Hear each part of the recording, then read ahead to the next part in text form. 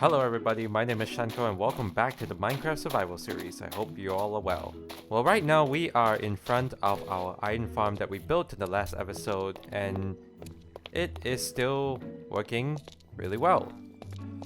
Go on, spawn an iron golem. Come on, spawn an iron golem. Aha, there we go. And it goes into the pit. So I have been in this area and, well, back to my mega base because this iron farm is within the spawn chunks, so it has been generating quite a lot of iron. Wow. And I had to convert some of the iron ingots into iron blocks, but I hope 1.21 isn't far away so we can use the crafter for that. So what are we going to be doing this episode? Well, today we're going to be experimenting more with the modern industrial builds that we established in the last episode. With this sort of build style, we're going to expand more around this area. And well, unfortunately, I have another problem to solve. If you remember in the last episode, I made this part of the iron farm my dump, and ever since then, there's been a backlog of trash. So what I'm going to be building is probably some containment area where I can sort through all the trash, making sure that it's all organized and stuff, and who knows. And sorting is definitely going to be one of the problems we'll have to rectify, because if you look behind, we have more shulker boxes that we need to deal with. Oh boy. Now of course this is my backpack, so that doesn't count, but the other shulker boxes, well, they're filled with blocks, they're filled with other type of things, and these chests right here are just filled with random blocks. So we definitely need a place to store all this trash and make sure that it doesn't go to waste. Maybe a little area where I can go through all the trash around this area, collect it, and make sure it stays organized. And that is why in this ender chest, I have 4 shulker boxes dyed green called trash bags, and these bags are going to be used to help sort through all the trash in those bins. Now with that being said, we're going to be dealing with a lot of trash handling and a lot of heavy duty work, so my attire isn't the best for it. We're going to need some proper attire to deal with all this. Oh yeah, I forgot to tell you guys that I destroyed the building in front here. It didn't look that great and it felt sort of out of place, and I'm probably going to expand more past this area, so it's a good thing I took down this house right here. But I think my starter house should have a wardrobe of its own. Well, I have an ender chest here, so I prepared some clothes to change in this wardrobe, so give me some time to change, will you?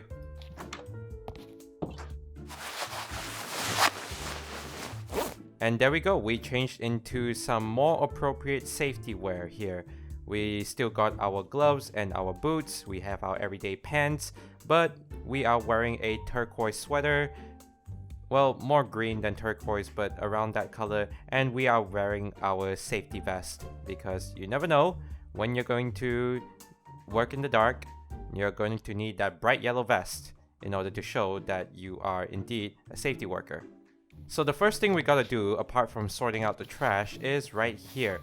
I've started somewhat of a road design for this modern industrial area, and it involves more of these sorts of blocks. The granite and the deep slate, these are going to be our roads and our pathways throughout this industrial area. Well, now if you excuse me, I have to get to work. I am in safety gear after all, and I have to sort through all the trash because now that's my job. So if you excuse me, I have some work to do, so I'll see you on the other end. Here's a little montage of me doing some of that work, and I will see you in a few minutes. Here we go.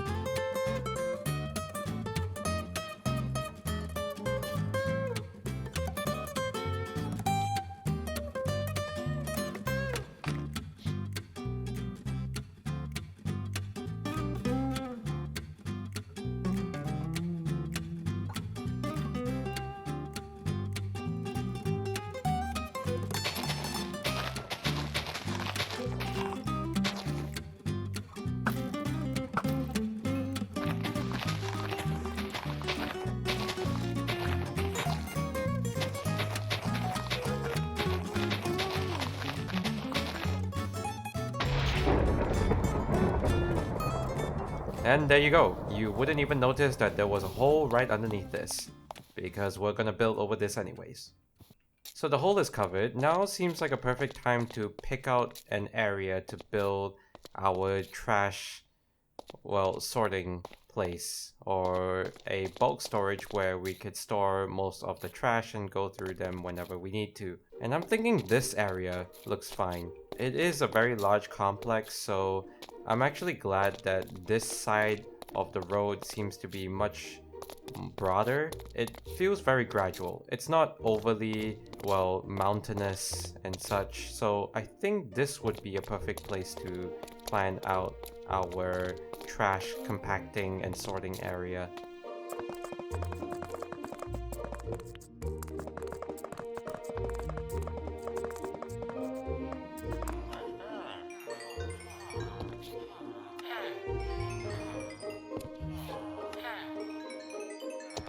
And there we go, much more organized and not that much of a headache. I will be able to clear this up later, but for now, this will do.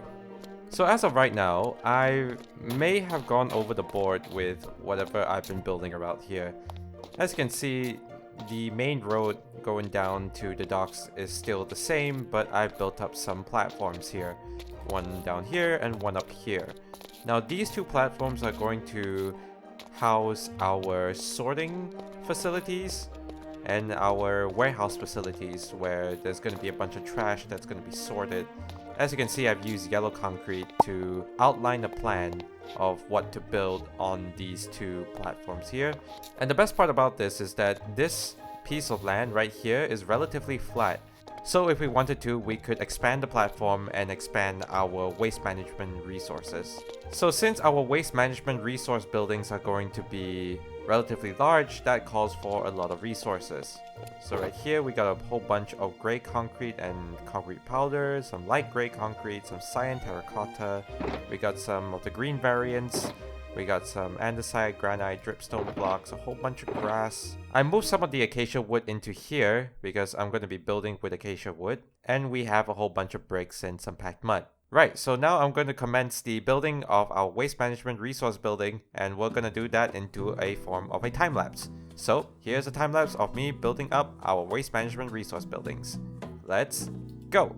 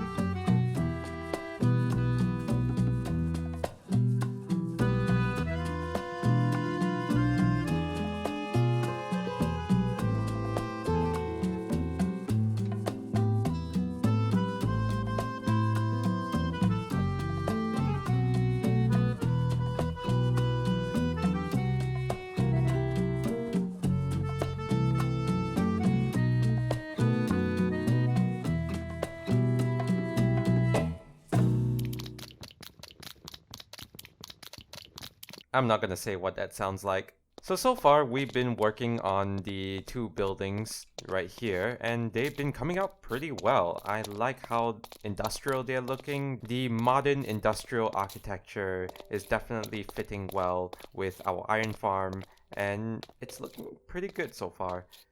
As you can see, you come in here, this is going to be some form of warehouse with the larger shelves, the smaller shelves. You even have a little place to get your pallets, because pallets are very useful. I should know because I worked in a warehouse at my old job. Right here you got these two shutters here. I might even build a truck that is loading items in or out of the warehouse. And right above here, I took inspiration from the cleaning lady herself, Pearl. This is going to be a trash compactor area where we'll be filtering through a whole bunch of trash. We got an outside area. This space inside here has the neon, has these neon lights that I've used end rods for. As you can see, most of these buildings have shutters right here that can pull all the way down, and this little space right here will probably be for a dumpster, just like the ones behind the iron farm. It will be right here, and it will probably filter out all the trash into the building itself. So far the interiors of both our buildings are relatively simple and not that detailed because, well, I want a certain block that could help with this. But 1.21 is introducing some new blocks, and those blocks would be pretty cool in an industrial style setup. But I might have an idea on how to add those blocks to our world without having to go into the snapshots where the trial chambers and the breeze are. So without further ado, how about we try and go into an experimental mode where it will only add the blocks but not the structures itself. Alright, just give me a moment. So currently we are now on 1.20.4. Now if I did this correctly, my world should be on the experimental mode.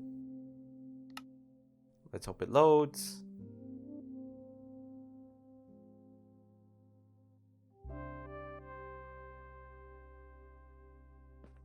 There we go. So now we have switched up into 1.20.4. Most of my mods are up to date in 1.20.4 and... okay, it works. But I think I have a bit of copper in here. And if I grab this copper... there we go, we have all the new copper blocks. So, right, so this is the original copper block that we have. This is oxidized copper.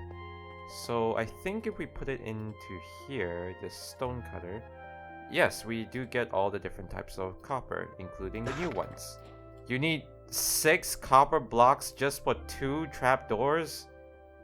Gosh, that is expensive. Right, so we have the chiseled copper, the oxidized copper grates, we have trapdoors, and then we have the doors.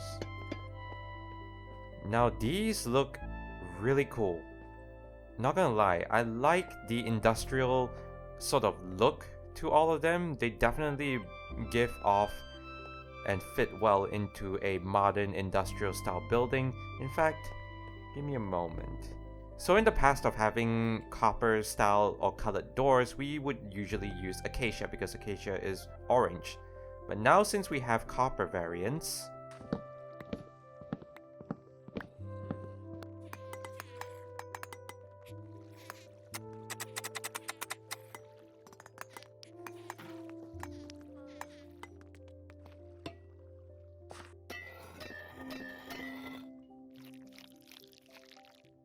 now that doesn't look too bad. I actually really like that. The contrast of the very old style of copper doors that show that this is a very rundown place. So for the warehouse right here, I'm thinking we have a small little platform above. And for that, I think that the grates would be very good for that. This is just a work in progress. I'm doing a bit of testing right here. And I do need to go to sleep soon.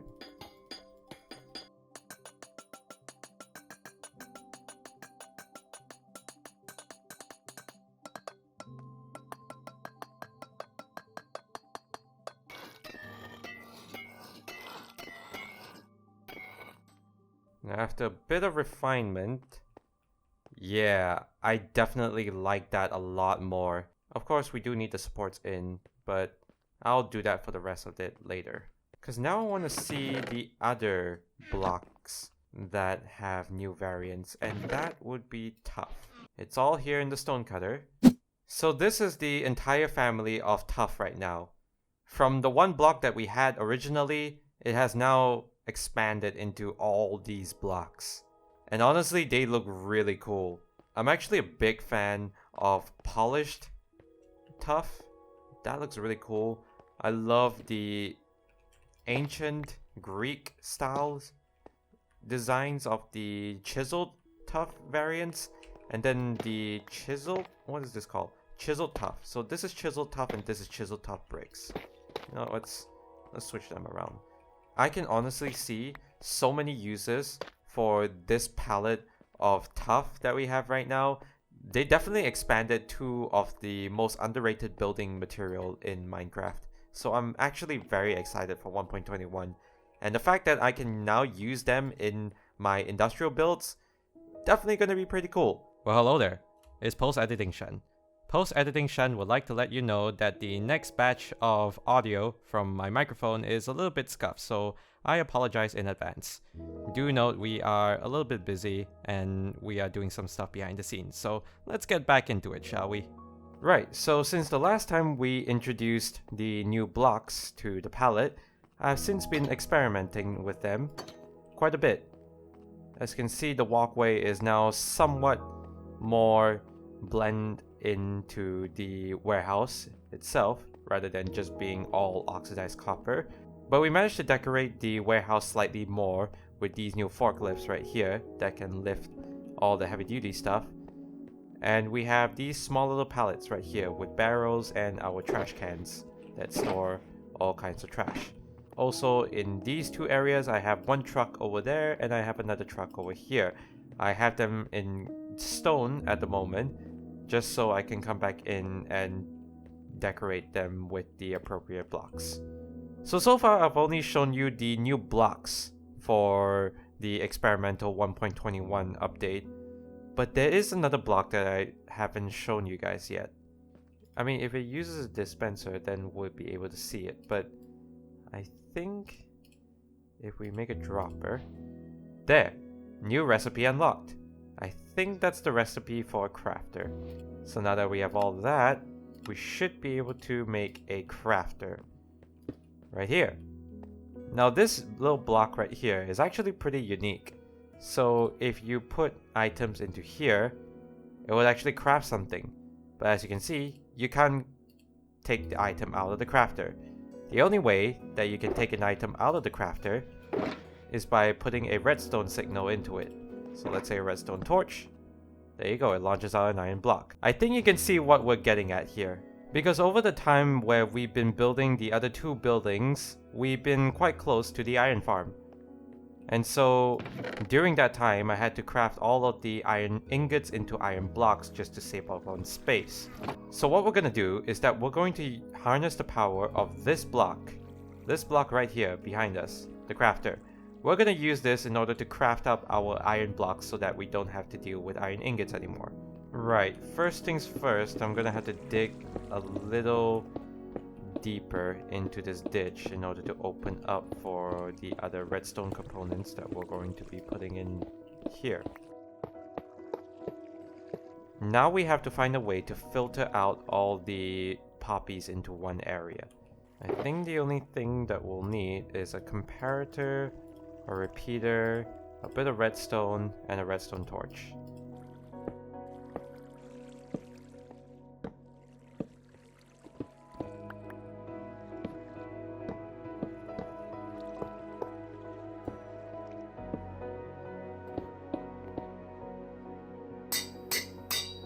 So the filters go into this hopper right here, and they should not get out of the hopper. Yes, that seems to be working. It should not dispense anything into the double chest. Up until when something gets dispensed in here, and then it starts getting filtered in, up until it gets to a number of about 42. 41, actually. And there we go, we have our item filter. I know this is only a single player world, but I'm gonna put some of these composters on top of the hoppers just so it will minimize lag. Do not worry, we will be decorating this at a later date. We just want it to be functional for now. Right, so now that we're able to filter out the poppies from the iron ingots, now we can start to convert those iron ingots into iron blocks. So what I'm trying to do here is that once we have a redstone power of 9, and once all the sections in the crafter are full, we can send a redstone signal into it to craft the iron block. Pretty simple, right? Well, it's a lot more complicated than that. See, whenever you put items into a crafter, it will start at the very top left corner and it will make its way down to the bottom right corner. If I only put one iron ingot here, as you can see, it puts the iron ingot into the top left corner and it will come out with 9 iron nuggets. Now we don't want iron nuggets, we want iron blocks. So how can we tell the crafter to craft the iron blocks without having the redstone signal come in when it's crafting anything else? And do note that, yes, I'm an engineer, but I don't usually work much with redstone. I'm only now learning a little bit more with redstone. So since we know that the crafter outputs a redstone signal of 9 when it's all full, I think to my knowledge a composter outputs a redstone signal of 8, which is one less of the crafter. Okay, so what I'm thinking is that since a composter outputs a redstone signal of 8, we can try and subtract it out. We can try and subtract that number from the output of the crafter. So that is in addition mode, that should be subtraction. So it is only when, I hope I'm doing this right.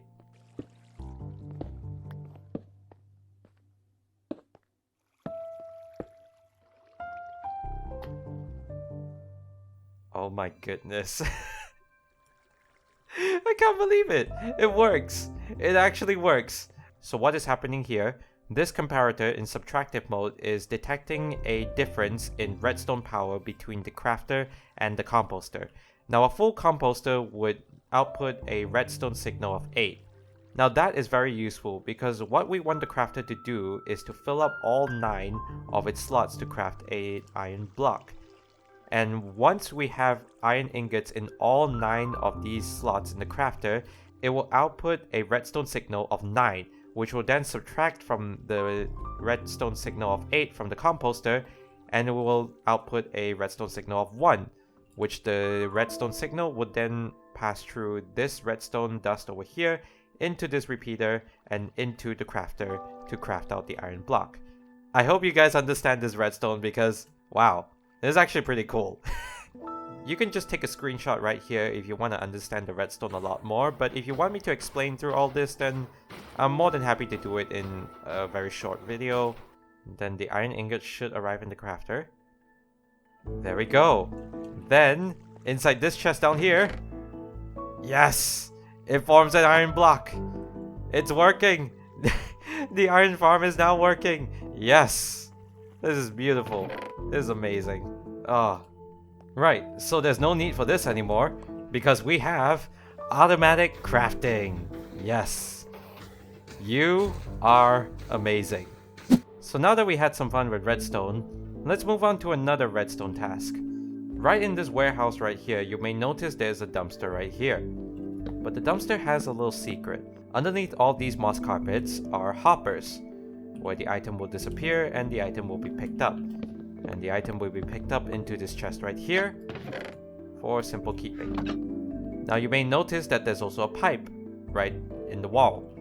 Now this pipe leads all the way to our recycling area. What I'm planning to do is that from the recycling area, we can have a place where we have these, which is our trash bags. We can put our trash bags right here, filter out everything from the trash bag, and it will deliver everything from the recycling center into this dump right here. So once the items enter into this dumpster, it will all end up into this chest and we can filter them into the warehouse. So I'm going to take advantage of water streams in order to deliver the items through the recycling center into the warehouse.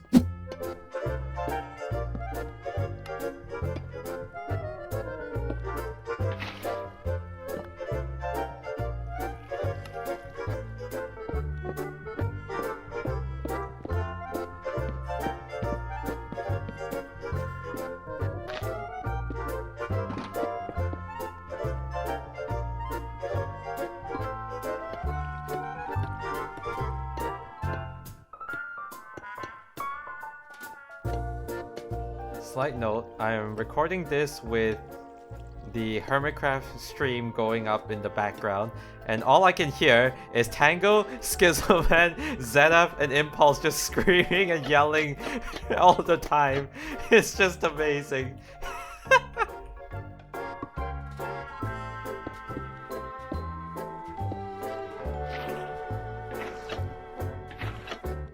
Right, so I think I might have done it here.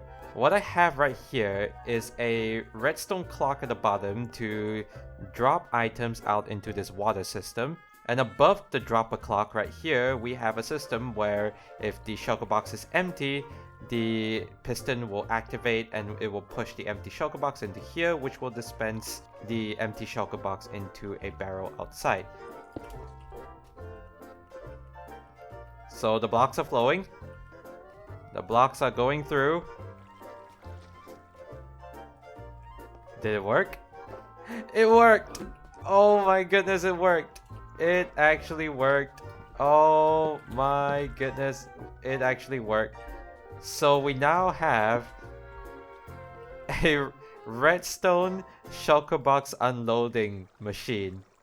And once it's done, it pushes the shulker box, the empty shulker box, out into this barrel right here.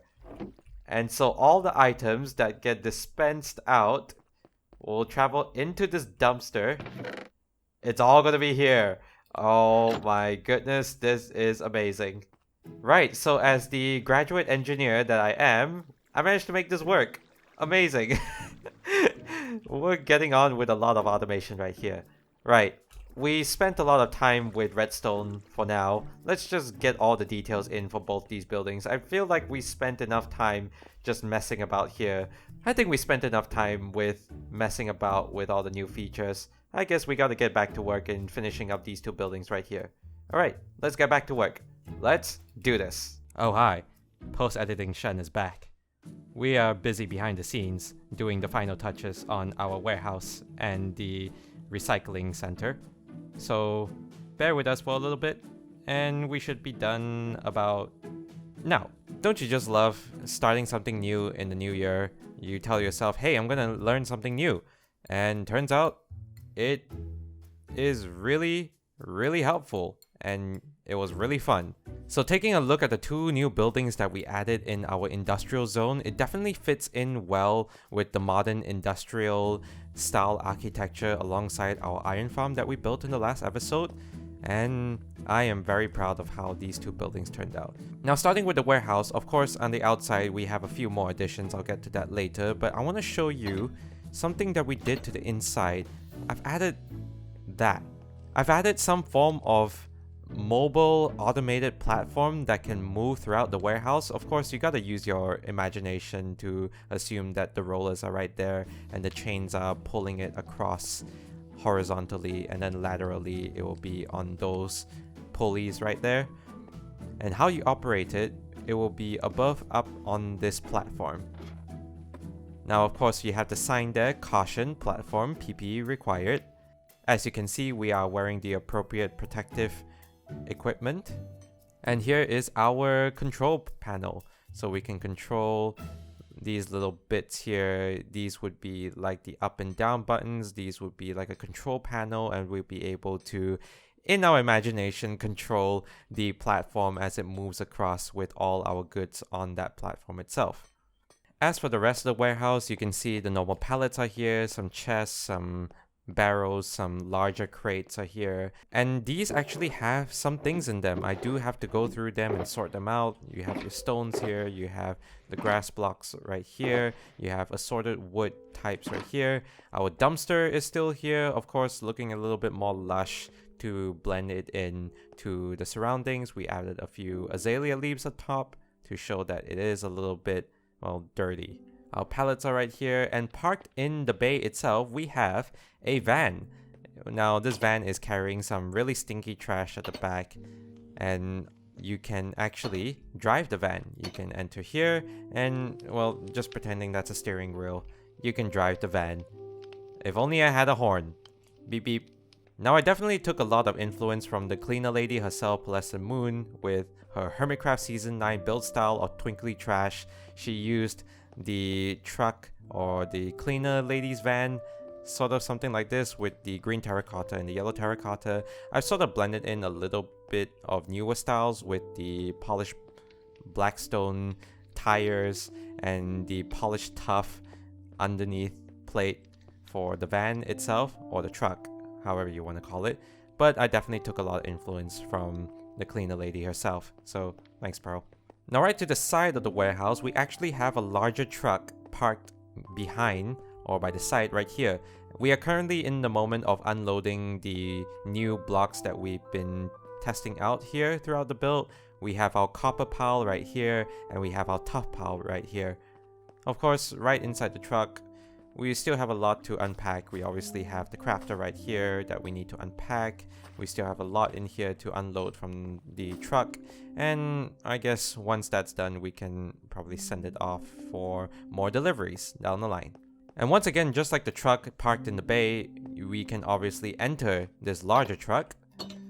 And this one actually has a much fuller control system. We obviously have a few thingamabobs right here. We even have a horn. Of course, it's not ideal, but hey, it will do. Imagine you're just driving a truck around. You would obviously want a horn, and so this is the closest I got.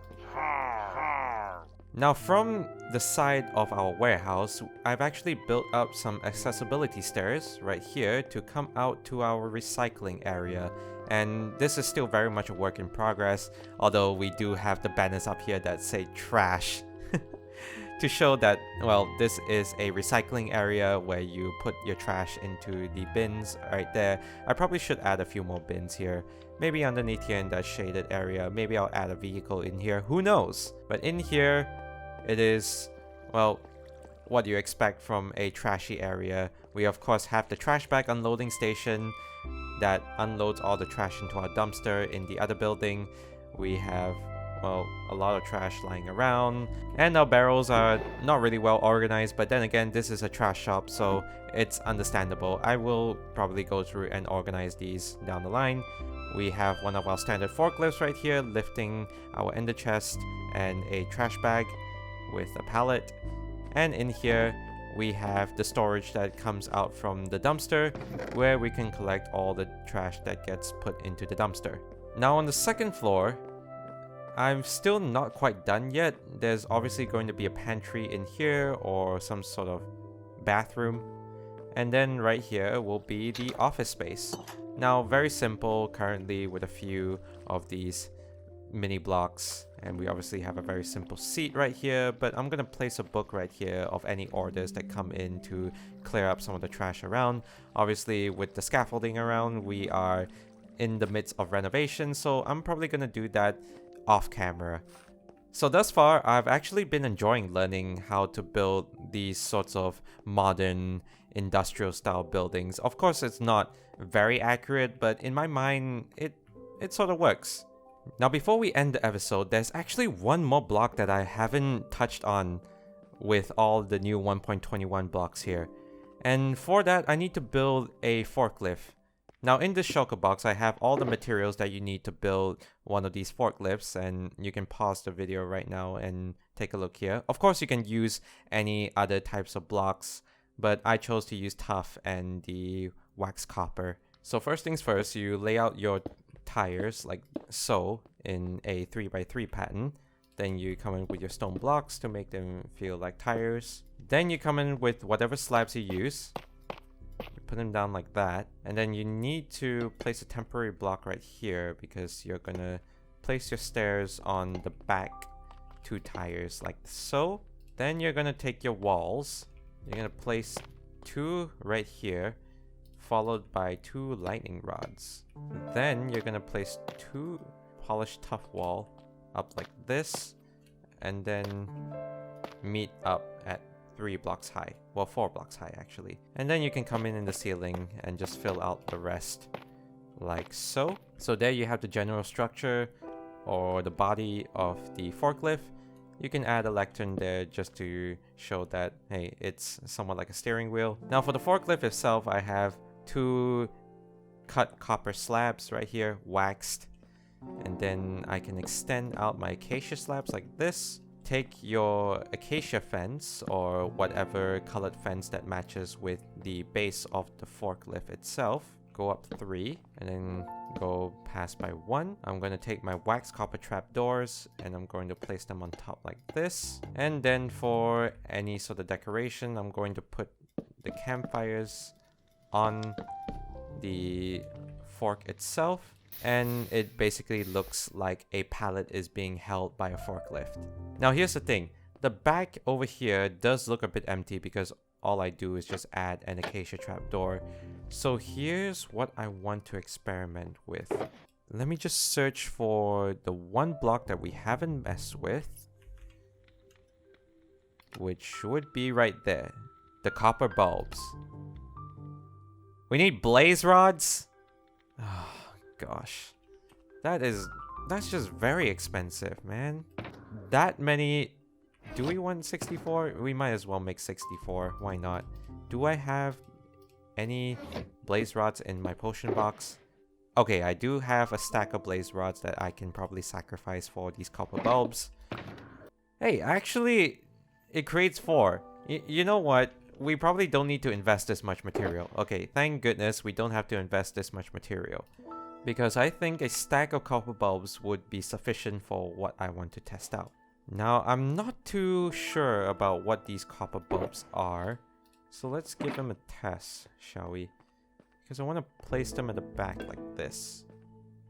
I mean, they look pretty cool. You know what? Just looking at that, I actually prefer this over the chiseled copper, but obviously the crafting recipe is very expensive.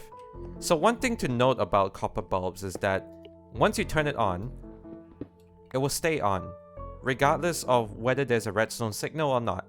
So basically, it will stay on no matter what, or it will stay off if you powered it again. So honestly, that looks pretty good as like a light for these forklifts. So I'm gonna go around to all these forklifts and add the copper bulbs to them.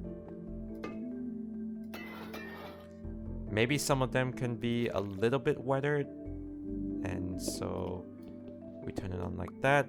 I'm assuming that the more weathered it is, the less light it will give out. Although these are rather fragile, so I would assume... hang on, I need to go to sleep. And since these are, well, extremely fragile equipment, we obviously need to wrap these up like so. And then we write on this sign, fragile. And there we go. This shipment is now much more secure, and well, it's noted fragile, so they will know to be very careful. Now, what cool blocks these are, honestly. These are some of the coolest blocks that I've ever had the pleasure of dealing with in Minecraft, and I'm actually really glad that I enabled these new blocks here in this world, where we can experiment with the new tuff and copper variants, and who knows what we can come up with all these. Especially you. You are very unique there. I'm not sure what possibilities are with you, but you definitely have me very excited for redstone. I mean, so do you, Crafter. So do you. You and your little mustache and all. Anyways, with the mess right outside our warehouse and the sun going down behind us, that's where I'm gonna leave it for episode 20 of the Minecraft Survival series. I really hope you guys enjoyed this video. We got on with a lot of learning how to build these modern industrial buildings, and I definitely had a lot of fun. I can't wait for more to learn this year, and well, these new blocks are pretty cool. I can't wait to use them a lot more. So that's where I'm gonna leave episode 20 of the Minecraft Survival series. I really hope you guys enjoyed this video. If you did, leave a like and subscribe to follow along the journey with me. And as always, my name is Shenko. Thank you so much for watching this video. Take care of yourselves, be nice to one another, and I will see you in the next video. Until we meet again. Later!